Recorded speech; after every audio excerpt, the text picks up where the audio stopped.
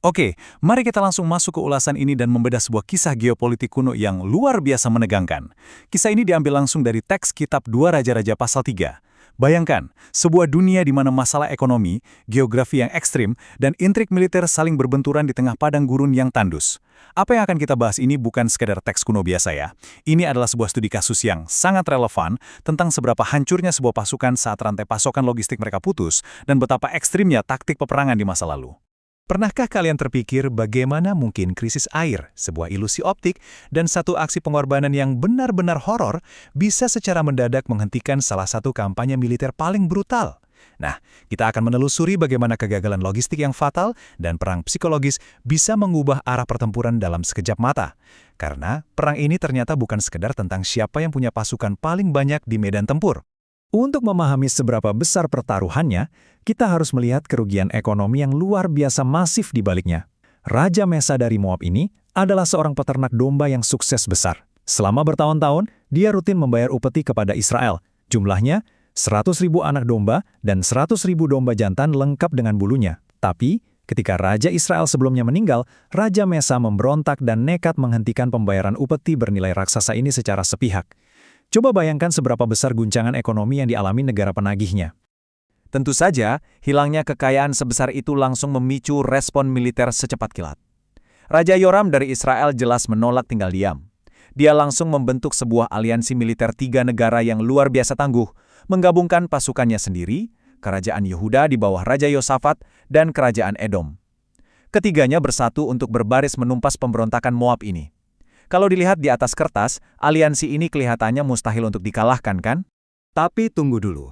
Peperangan zaman kuno itu adalah mimpi buruk dalam urusan logistik.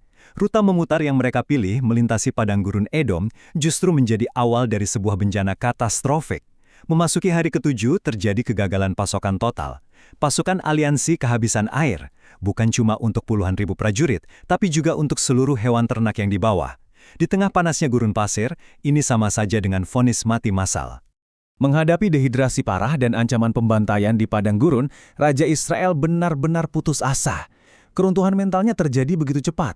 Dia mendadak yakin bahwa formasi aliansi super besar yang dia bentuk ini pada akhirnya cuma sebuah jebakan mematikan, dan bahwa mereka semua sengaja digiring ke padang gurun hanya untuk diserahkan ke tangan musuh mereka, orang-orang Moab. Nah, di tengah keputusasaan yang absolut ini, Raja Yehuda mencari satu-satunya jalan keluar yang tersisa, intervensi supranatural. Dia bertanya apakah ada nabi yang bisa dimintai petunjuk, dan disinilah tokoh penting kita muncul, yaitu Nabi Elisa bin Safat. Bayangkan, ketiga raja besar yang tadinya berangkat dengan penuh arogansi, kini harus dengan rendah hati turun memohon bantuan kepada seorang nabi di antah berantah. Tapi interaksi mereka ternyata sangat tegang. Teks mencatat bahwa Elisa tidak berbasa-basi, dia secara tajam menegur Raja Israel dan bilang kalau dia mau membantu murni karena rasa hormatnya kepada Raja Yehuda saja. Kemudian, sang nabi meminta sesuatu yang unik, seorang musisi atau pemetik kecapi. Dan saat musik dimainkan, kekuasaan Tuhan turun ke atasnya, mempersiapkan sang nabi untuk memberikan jalan keluar. Instruksi yang keluar dari mulut Elisa ini sangat aneh, tapi sangat spesifik. Dia menyuruh mereka untuk membuat lembah yang kering dan retak itu penuh dengan parit-parit. Dia bahkan menegaskan bahwa mereka tidak akan merasakan angin badai atau melihat hujan. Meski begitu, pasukan yang sedang sekarat kehausan ini tetap disuruh membuang sisa-sisa tenaga terakhir mereka untuk menggali parit di tanah yang keras. Benar-benar di luar logika militer pada umumnya. Ternyata ada janji ganda di balik instruksi aneh tadi. Teks menjanjikan bahwa lembah itu akan secara ajaib terisi air untuk menyelamatkan nyawa seluruh pasukan dan ternak mereka. Lebih dari itu, Tuhan juga akan menyerahkan pasukan Moab sepenuhnya ke tangan mereka.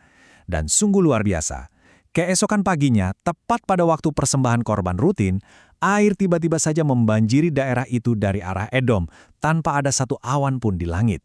Nah, ini dia momen yang paling epik dalam kampanye ini. Coba posisikan diri kalian sebagai tentara Moab di perbatasan. Sinar matahari pagi yang memantul di genangan air baru itu menciptakan ilusi optik kemerahan. Karena mereka tahu pasti lembah itu tadinya kering kerontang, mereka mengambil kesimpulan yang terdengar logis tapi mematikan. Warna merah itu pasti darah. Mereka mengira ketiga raja aliansi telah saling mengkhianati dan membantai pasukannya sendiri. Padahal realitasnya, pasukan Israel baru saja minum sepuasnya, kembali segar bugar, dan siap sedia untuk menyergap. Tertipu habis-habisan oleh ilusi visual langka tersebut, Komandan Moab membuat kesalahan taktis yang sangat fatal. Karena yakin musuh sudah hancur dari dalam, pasukan Moab membuang semua kedisiplinan formasi dan lari serampangan memburu barang jarahan. Mereka menyerbu masuk ke perkemahan dan tanpa sadar berlari lurus menembus perangkap menuju serangan balik yang sangat mematikan dari aliansi Israel. Tapi ceritanya tidak berhenti di situ. Israel rupanya tidak cuma puas dengan menang di perbatasan. Teks dengan rinci mendokumentasikan sebuah kampanye bumi hangus yang amat brutal. Pasukan aliansi mengejar orang-orang Moab sampai ke negara mereka sendiri, menghancurkan kota-kota pertahanan, menebang semua pohon yang subur, menyumbat setiap sumber mata air, dan merusak lahan pertanian dengan bebatuan. Ini benar-benar penghancuran infrastruktur sipil dan ekonomi secara total. Kehancuran tanpa henti ini ibarat corong raksasa yang memaksa sisa-sisa pasukan Moab untuk mundur ke satu-satunya titik perlindungan terakhir, yaitu sebuah benteng batu kokoh bernama Kir Hareset. Pasukan aliansi mengepung rapat kota itu, dan para pasukan pengumban batu dari Israel mulai membombardir tembok pertahanan dengan hujan batu secara terus-menerus. Terpojok dan kehabisan opsi, Raja Moab mencoba satu manuver drastis terakhir. Dia mengumpulkan 700 orang ahli pedang terbaiknya untuk melakukan serangan pendobrakan bunuh diri. Tujuannya adalah menembus garis kepungan, spesifik menargetkan posisi Raja Edom. Sayangnya bagi Moab, garis pertahanan aliansi itu terlalu kuat. Serangan nekat ini gagal total dan mereka terpaksa mundur kembali ke dalam kota yang terkepung. Lalu, apa yang terjadi selanjutnya? Ini benar-benar kelam, dan teks menceritakannya dengan kejelasan yang bikin merinding. Setelah semua usaha gagal dan keputusasaan absolut menguasai pikirannya, Raja Moab membawa putra sulungnya sendiri, sang pewaris tahta, naik ke atas tembok kota. Di sana, disaksikan langsung oleh semua pasukan penyerang.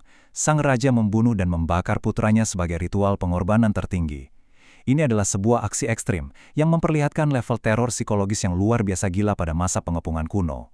Tindakan horor ini secara mengejutkan memicu akhir yang sangat misterius bagi seluruh peperangan ini.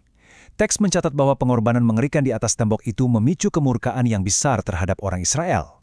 Detail tentang kemurkaan macam apa ini memang masih sering diperdebatkan para ahli sejarah, tapi hasil akhirnya sangat jelas. Aliansi militer besar yang sebelumnya selalu menang dan sudah diambang penaklukan total, seketika berhenti mengemasi barang-barang mereka dan pulang bergegas ke tanah asalnya.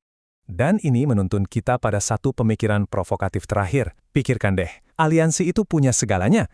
Mereka punya pasukan terbesar, mereka diselamatkan mujizat logistik di gurun, dan menang mutlak berkali-kali. Tapi peperangan kuno ini menunjukkan bahwa pertempuran tidak melulu dimenangkan oleh pedang atau sekedar suplai air. Semuanya juga tentang psikologi dan daya tahan mental. Satu peristiwa horor di tembok kota ternyata cukup untuk mematahkan kehendak sang pemenang. Jadi saya tinggalkan kalian dengan pertanyaan ini. Kalau pihak yang mendominasi tiba-tiba menyerah dan pulang hanya karena melihat satu aksi keputusasaan yang mengerikan, siapa yang sebenarnya pantas disebut sebagai pemenang dalam perang ini? Sekian ulasan kita kali ini, dan teruslah menggali sejarah di balik setiap narasi kuno.